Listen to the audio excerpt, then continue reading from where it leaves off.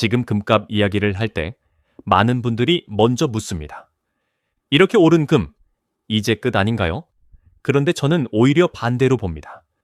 지금의 금 상승은 개인 투자자들의 열기가 밀어올린 장이 아니라 국가 단위의 자금이 방향을 바꾸는 장입니다.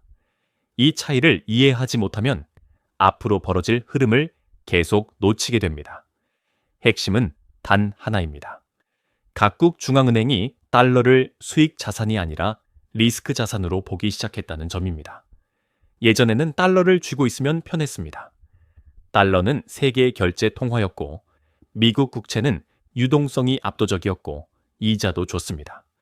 금은 이자가 없고 보관 비용이 들고 거래도 번거로우니 굳이 금을 이라는 인식이 자연스러웠죠. 그런데 지금은 전제가 바뀌었습니다. 첫째, 달러가 너무 많이 풀렸습니다. 둘째, 미국의 부채 문제가 더 이상 언젠가의 문제가 아니라 지금 진행 중인 구조가 됐습니다. 셋째, 결정적으로 달러가 국제 정치에서 통제 수단, 즉 무기로 기능하기 시작했습니다. 스위프트 배제, 외환 보유고 동결 같은 사례들이 반복되면서 중앙은행 입장에서는 내가 쌓아둔 달러와 달러 자산이 특정 국면에선 내 목을 조를 수 있다는 현실적인 공포가 생겼습니다. 그래서 중앙은행들은 움직였습니다. 달러 비중을 줄이고 금 비중을 늘리는 방식으로요. 이게 단순한 유행이 아니라 위험 관리의 언어로 바뀌었다는 게 중요합니다. 중앙은행의 매수는 개인처럼 감정적으로 들어왔다가 나가는 돈이 아닙니다. 정책으로 정해지고 포트폴리오 구조로 굳어지고 장기간 누적되는 수요입니다. 이런 수요가 바닥에서 가격을 떠받치면 암금은 한 번씩 튀는 자산이 아니라 계단식으로 레벨이 올라가는 자산이 됩니다. 여기서 우리가 반드시 기억해야 할 문장이 있습니다. 지금 금 시장의 주인공은 나가 아니라 중앙은행이라는 사실.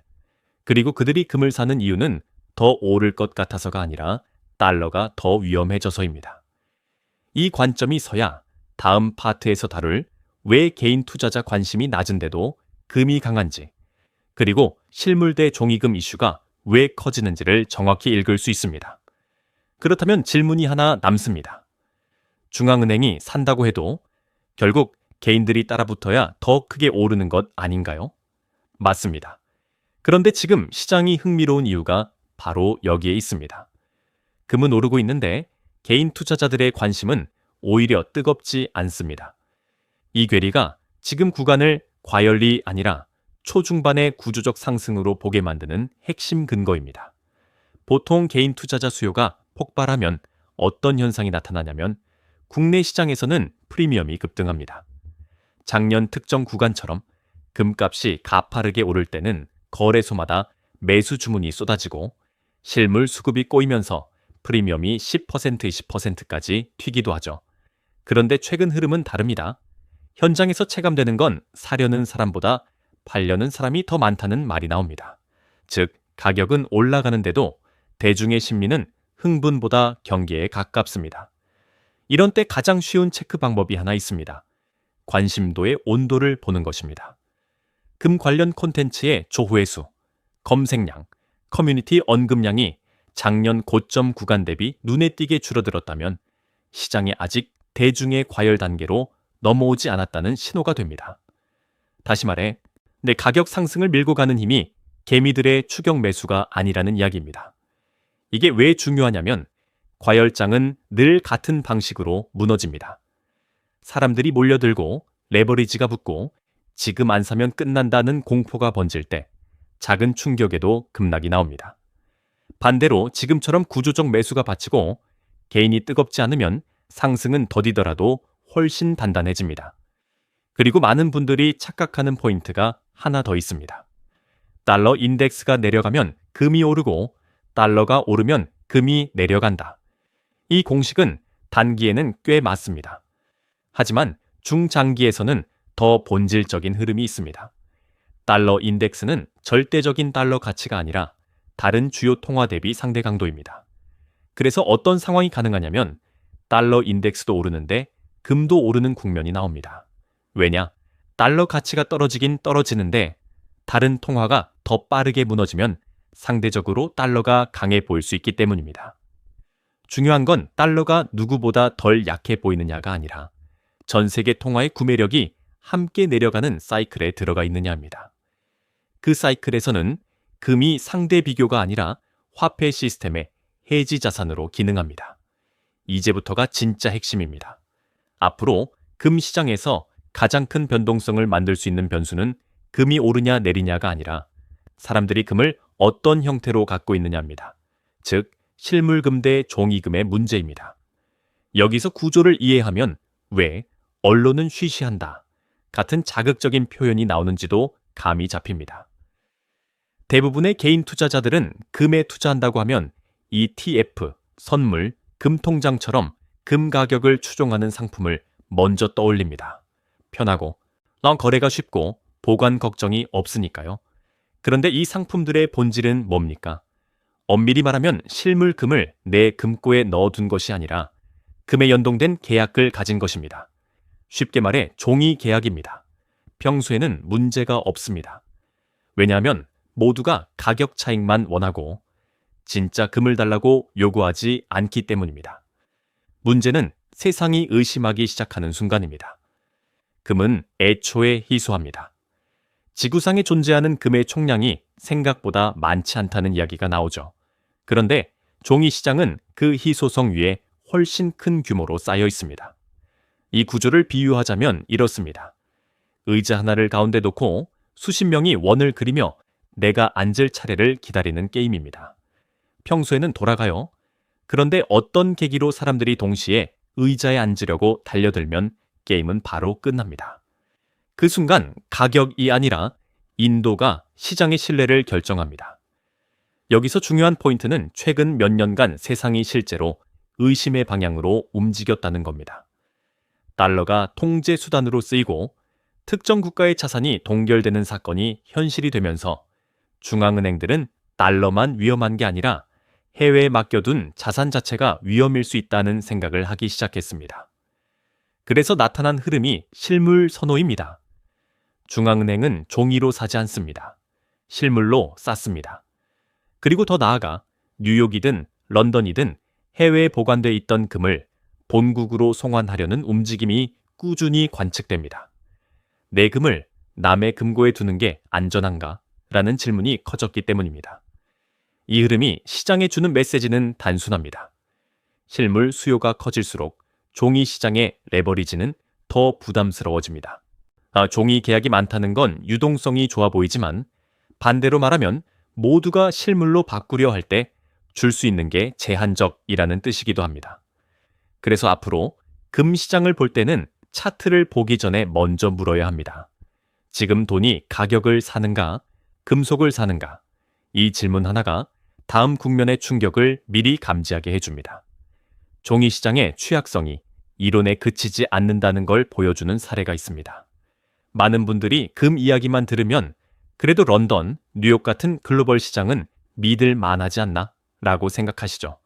그런데 시장은 평온할 때는 원칙을 지키고 위기 때는 규칙을 바꾸는 방식으로 살아남습니다. 이게 종이 자산의 본질적 리스크입니다. 가장 상징적인 사건 중 하나가 2022 연 원자재 시장에서 터졌습니다.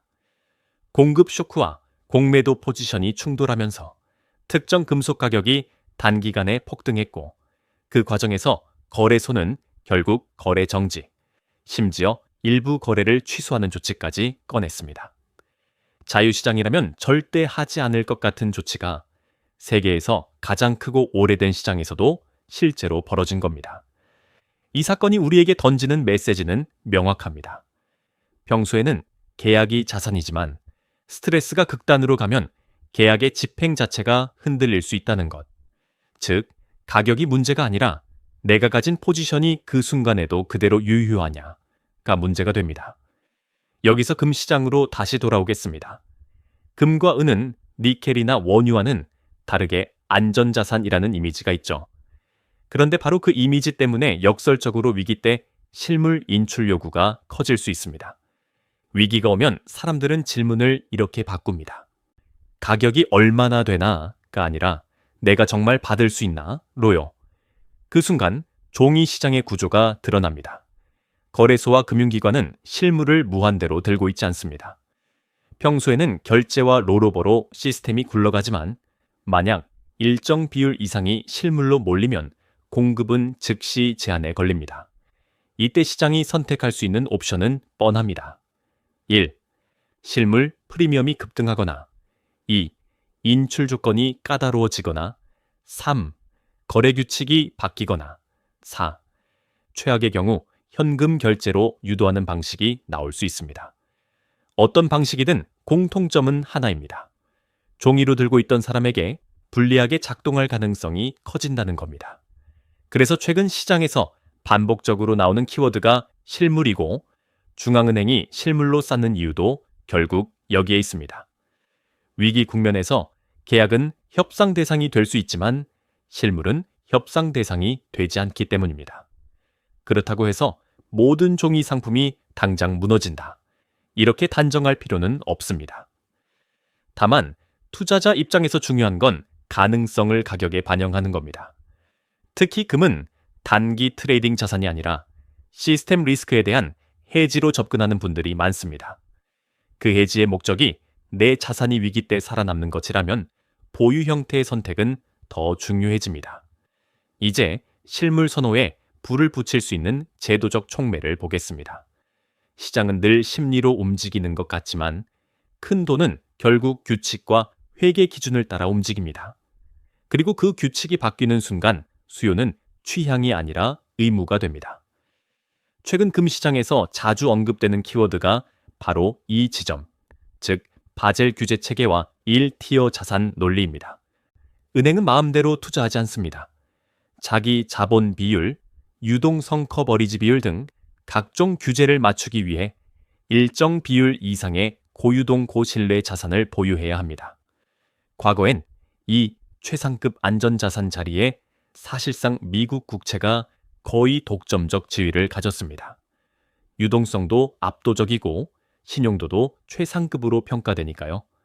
그런데 앞에서 이야기했듯 시장의 전제가 바뀌었습니다. 안전자산이던 미 국채가 금리 부채 정치 리스크를 동시에 떠안으면서 기관 입장에서는 고민이 깊어졌습니다. 특히 장기물은 시간이 길수록 구매력 훼손 위험과 정책 리스크가 커지기 때문에 안정성의 정의 자체가 흔들리기 시작합니다. 여기서 금이 다시 부상합니다. 핵심은 그냥 금이 아니라 어떤 금이냐입니다. 기관 규제와 회계는 대체로 실물 보유의 확실성을 더 높게 평가하려는 성향이 있습니다. 즉, 단순히 가격을 추종하는 계약이 아니라 담보성과 인도 가능성이 명확한 형태, 다시 말해 실물 금, 그리고 직접 보유 또는 그에 준하는 형태가 부각됩니다. 이 논리가 시장에 퍼지면 어떤 일이 벌어지느냐? 개인의 선택이 아니라 기관의 규정 준수 과정에서 실물 수요가 구조적으로 늘어나는 길이 열립니다. 이 지점이 바로 슈퍼사이클이라는 단어가 나오는 이유입니다. 금이 오르는 국면은 단순히 인플레이션이 무섭다는 공포만으로 생기지 않습니다. 더 큰 장은 대개 화폐 시스템의 변곡점에서 나타났습니다. 금이 주식, 부동산 채권과 비교해 상대적으로 저평가냐 고평가냐를 따지는 것도 중요하지만 더 본질적인 질문은 이겁니다. 지금의 상승은 단기 테마인가? 아니면 시스템 전환의 흐름인가? 중앙은행의 달러 축소와 실물 금 확대, 기관 규제 환경에서의 금 재평가, 그리고 실물 선호가 동시에 겹치면 금은 한 번 오르고 끝이 아니라 레벨이 바뀌는 장으로 발전할 가능성이 큽니다. 지금 금 시장은 단순한 가격 상승이 아니라 보유 주체의 성격 변화와 보유 형태의 전환, 그리고 제도의 재정렬이 같은 방향으로 겹치는 구간입니다. 그래서 이 시기를 이미 늦었다고 단정하기보다 수요의 구조가 어떻게 고정되고 있는가를 보는 게 훨씬 중요합니다. 그럼 이제 가장 현실적인 질문으로 들어가겠습니다. 좋습니다. 구조는 이해했어요. 그런데 제 자산에서 금은 얼마나, 그리고 어떤 방식으로 가져가야 합니까? 여기서부터는 전망이 아니라 운용의 영역입니다. 그리고 운용은 멋진 말보다 비율, 곧 규칙, 리스크 관리가 전부입니다. 먼저 비율입니다. 전통적인 자산 배분 연구에서 금의 적정 비중으로 가장 자주 언급되는 구간이 대략 5%부터 15%까지입니다. 저는 실무적으로는 10%를 1차 기준점으로 잡는 편이 합리적이라고 봅니다. 이유는 단순합니다. 금은 포트폴리오의 수익률을 단독으로 폭발시키는 자산이라기보다 위기 국면에서 하방을 줄이고 변동성을 완화해 전체 생존력을 올리는 자산이기 때문입니다. 즉, 대박이 아니라 안정을 사는 비율입니다. 다만 여기서 한 단계 더 들어가야 합니다. 지금 시장처럼 달러 리스크가 구조화되고 중앙은행 기관의 실물 선호가 이어지는 흐름을 슈퍼사이클로 확신하는 분들은 10%에서 끝내지 않습니다. 저는 이 경우에도 한 번에 확 늘리지 말고 10%에서 20%로 30%로 단계적 상향을 권합니다. 중요한 건 목표치보다 올리는 방식입니다. 금은 주식처럼 분기 실적에 베팅하는 자산이 아닙니다. 시간을 먹는 자산입니다. 그래서 비중도 시간을 두고 올리는 게 맞습니다. 두 번째는 어떤 방식입니다. 금은 지금 구간에서 특히 형태 리스크가 큽니다. 실물, 금 대 종이금 이슈였죠. 결론부터 말하면 목적에 따라 나누셔야 합니다. 해지 목적, 위기 때도 내 자산이 남아 있어야 한다면 핵심은 실물 또는 실물에 준하는 형태입니다. 여기서 말하는 실물은 단순히 골드바만이 아니라 인도 가능성과 소유권이 명확하고 중간에 규칙이 바뀔 위험이 낮은 구조를 의미합니다. 거래 목적, 단기 대응이나 리밸런싱 용도라면 ETF 같은 상품이 편할 수 있습니다. 다만 이 경우도 내가 금을 갖는다가 아니라 금 가격에 노출된다는 점을 정확히 인지해야 합니다. 세 번째는 사는 타이밍입니다. 저는 금을 투자라기보다 저축으로 보는 관점이 맞다고 봅니다. 타이밍을 맞추려는 순간 금은 당신을 흔듭니다. 타이밍을 맞추는 기술이 아니라 규칙이 필요합니다. 가장 현실적인 규칙은 두 가지입니다. 분할 매수, 여유 자금이 생길 때마다 일정 비율로 누적, 총량 관리, 가격이 아니라 내가 모은 금의 총량을 KPI로 삼기. 꼭 경고할 게 있습니다. 개인 투자자에게 선물 레버리지는 금 투자와 가장 거리가 먼 길입니다. 금은 변동폭이 작아 보이지만 레버리지가 붙는 순간 게임이 바뀝니다. 2%부터 5%까지 움직임이 원금의 40%부터 100%까지 손실로 바뀌는 구조를 만들 수 있기 때문입니다. 금의 장점은 느리지만 단단한데 레버리지는 그 장점을 스스로 지워버립니다. 금은 맞추는 자산이 아니라 쌓는 자산입니다. 10%를 기준으로 확신이 커질수록 단계적으로 늘리고 목적에 따라 실물과 금융상품의 역할을 분리하고 타이밍이 아니라 규칙으로 접근하십시오. 이제 은 이야기로 넘어가겠습니다. 금 이야기를 하다 보면 꼭 따라오는 질문이 있죠. 금이 이렇게 올라왔는데 이제는 은이 더 유망한 것 아닌가요? 결론부터 말하면 은은 금의 부속품이 아닙니다. 다만 시장은 역사적으로 반복되는 습관이 있습니다. 금이 먼저 움직이고 은이 뒤늦게 따라오며 어떤 구간에서는 은이 더 빠르게 치고 나가는 패턴이 자주 나타납니다. 그래서 은은 추가 수익의 기회가 될 수 있지만 동시에 변동성이라는 대가를 반드시 함께 지불해야 합니다. 은을 볼 때 가장 간단하면서도 강력한 지표가 바로 골드 실버 레이쇼입니다. 정의는 단순합니다. 금 1온스를 사기 위해 은 몇 온스가 필요하냐. 이 비율이 높다는 건 상대적으로 은이 금 대비 싸다는 뜻으로 해석될 여지가 큽니다.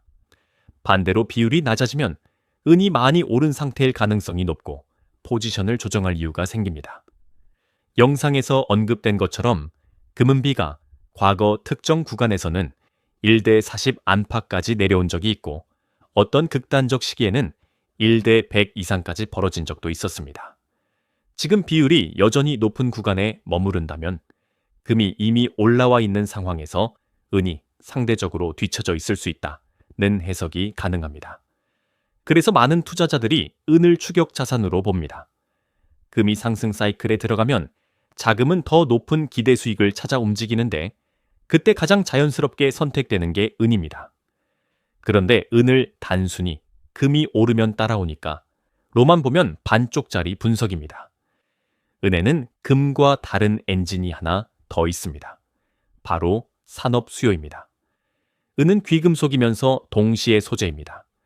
전기전자, 태양광, 배터리, 반도체, 그리고 각종 방산 수요까지 현대 산업 구조에서 은은 점점 더 넓게 쓰입니다. 중요한 건 은은 가격이 상대적으로 낮아 회수 재활용의 경제성이 떨어지는 경우가 많다는 점입니다. 즉, 사용되고 사라지는 양이 늘면 공급 측면에서 긴장을 만들 가능성이 있습니다. 이 때문에 어떤 구간에서는 은이 금의 그림자가 아니라 자기 논리로 재평가받는 장이 나옵니다. 다만 경고도 분명합니다. 은은 금보다 변동폭이 큽니다. 같은 상승장이라도 은은 더 크게 흔들리고 하락장에서는 더 거칠게 밀릴 수 있습니다. 그래서 은을 가져간다면 방법은 하나입니다. 기준을 정하고 분할로 들어가고 레버리지는 배제하는 것. 한 번의 크게가 아니라 규칙대로 누적 이 은에서도 정답에 가깝습니다. 그리고 실전적으로는 단위가 작을수록 가공비가 붙어 단가가 비싸질 수 있으니 너무 쪼개서 사기보다 일정 단위로 효율을 보는 것도 필요합니다. 금이 기축 해지라면 은은 상승 탄력입니다. 금은비가 높은 구간에서는 은이 상대적으로 매력적으로 보일 수 있지만 그만큼 흔들림도 크다는 걸 전제로 해야 합니다. 결국 포트폴리오는 한 문장으로 끝납니다. 금으로 생존을 확보하고 은으로 추가 기회를 노리되 규칙으로만 움직여라. 지금까지의 내용을 한 문장으로 압축하면 이렇습니다. 금은 가격이 아니라 시스템을 보고 모으는 자산입니다. 그래서 마지막은 전망이 아니라 실행입니다. 가진 금을 앞으로 어떻게 할 것인가? 여기서 답이 갈립니다. 저는 실행을 4가지 체크리스트로 정리합니다. 보유 목적, 보유 형태, 비중 규칙, 리밸런싱 기준입니다. 첫째, 보유 목적을 분리하십시오. 내 금을 가지고 있는 이유가 수익인지 생존인지가 섞이면 의사결정이 흔들립니다. 생존 목적이라면 금은 주식처럼 흔들 때마다 사고 파는 자산이 아닙니다. 위기 때 통화 가치가 흔들리는 구간에서 포트폴리오의 바닥을 만드는 역할이죠. 반대로 단기 수익 목적이라면 거래 도구를 쓰되 그건 금의 본질과는 다른 게임입니다. 목적이 분리되면 행동도 분리됩니다. 둘째, 보유 형태를 재점검하십시오. 오늘의 핵심은 여기였습니다. 종이금은 가격 노출이고 실물금은 자산 보유입니다. 평소에는 차이가 없어 보이지만 신뢰가 흔들릴 때는 차이가 커집니다. 그래서 저는 현실적인 해법을 권합니다. 전부를 실물로만 고집할 필요도 없고 전부를 종이로만 두는 것도 위험합니다. 예를 들어 생존 목적의 코어는 실물 또는 실물에 준하는 구조로 두고 유동성이 필요한 부분은 금융상품으로 두는 식의 이원화가 합리적입니다. 이때 중요한 건 내가 어떤 리스크를 감수하고 있나를 명확히 아는 겁니다. 셋째, 비중 규칙을 숫자로 고정하십시오. 감정이 들어오는 순간 금은 어려워집니다. 기준점은 보통 10%가 가장 현실적입니다. 다만 당신이 달러 리스크와 실물 선호 흐름을 장기 구조로 확신한다면 비중은 올릴 수 있습니다. 하지만 한 번에 올리지 마십시오. 10%를 만들고 시장이 아니라 내 확신이 검증될수록 20%, 30%로 단계적으로 올리는 방식이 가장 안전합니다. 핵심은 가격이 올랐으니 비중을 늘린다가 아니라 구조가 고정되니 비중을 늘린다입니다. 넷째, 매수 방식은 타이밍이 아니라 루틴으로 가져가십시오. 금을 사면서 언제 사야 싸게 사냐를 고민하는 순간 금은 주식처럼 변합니다. 이 금의 장점은 타이밍을 맞추지 않아도 시간이 도와준다는 점입니다. 따라서 여유 자금이 생길 때마다 일정 비율로 누적하는 분할 매수, 그리고 가격이 아니라 총량을 KPI로 두는 방식이 효과적입니다. 오늘 1g, 다음 달 1g, 그렇게 쌓이는 숫자가 결국 결과를 만듭니다. 리밸런싱 기준을 하나만 더 붙이겠습니다. 금은비 같은 상대 가치 지표는 조정의 힌트를 줍니다. 은이 과도하게 치고 올라가 비율이 낮아지면 은 일부를 줄이고 금을 늘리는 식으로 숫자에 기반해 흔들림을 정리할 수 있습니다. 다만 이 모든 과정에서 절대 금지할 것이 있습니다. 레버리지 선물입니다.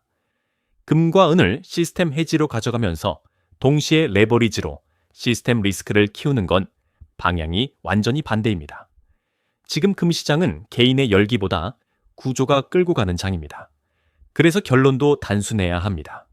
실물 중심의 코어를 만들고 비중은 규칙으로, 매수는 루틴으로, 조정은 지표로.